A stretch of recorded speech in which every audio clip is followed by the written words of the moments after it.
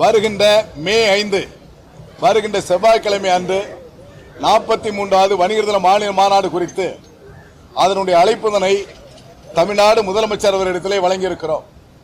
அதற்கு முக்கிய நோக்கம் என்பது 42 ஆண்டுகளாக நாங்கள் பல்வேறு கோரிக்கைகளை வைத்து குறிப்பாக 43வது மாநில மாநாட்டிலே அரசு வணிகர் தினம் என்பதை அரசாணை வெளியிட வேண்டும் என்பதை வலியுறுத்தி அதற்கேற்ப இந்த ஆண்டு நடைபெறுகின்ற மாநாடு இந்த தமிழகத்தினுடைய வரலாற்றிலே அரசாணை வெளியிட்டு வணிகர் தினமாக கொண்டாடுகிறோம்.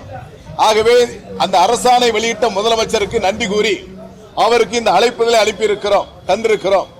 தமிழகம் முழுவதும் அனைத்து அரசியல் கட்சி தலைவர்களுக்கும் பேரமைப்பினுடைய மாநாட்டு அழைப்புகள் தந்து கொண்டிருக்கிறோம்.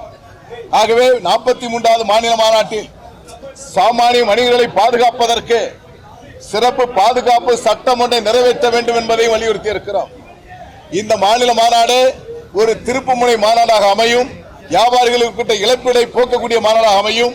அதே போன்று மத்திய அரசு கேஸ் சிலிண்டர் விலை மிக கணிசமாக உயர்ந்திருக்கிறது. இந்த உயர்வு என்பது சாமானிய ஏழை எளிய மக்கள், கூலி தொழிலாளர்கள் இவர்களெல்லாம் உணவு சாப்பிடுகின்ற பொழுது அதற்கு கடுமையான உச்சமான விலை உயர்ந்துவிடும். ஆகவே விலையேற்றத்தை மத்திய அரசு உடனே மறுபரிசீலனை செய்ய வேண்டும் என்பதை தமிழ்நாடு வணிகத்துறை பேரமைப்பு கேட்டுக்கொள்கிறது. மாநாடு திருவாரூரில் நடைபெறுகின்ற மாநில மாநாட்டில் 40 ஏக்கர் இடப்பரப்பு அளவில் அங்கு வாகனம் நிறுத்துவதற்கு தனி இடம், மாநாட்டுக்கு என்று தனி இடம். ஆகவே இந்த மாநாடு என்பது ஒரு வரலாற்று முக்கிய சிறப்பு மிக்க மாநாடாக அமைய இருக்கிறது. தமிழகம் முழுவதும் லட்சம் வணிகர்கள் பங்கேற்க இருக்கிறார்கள்.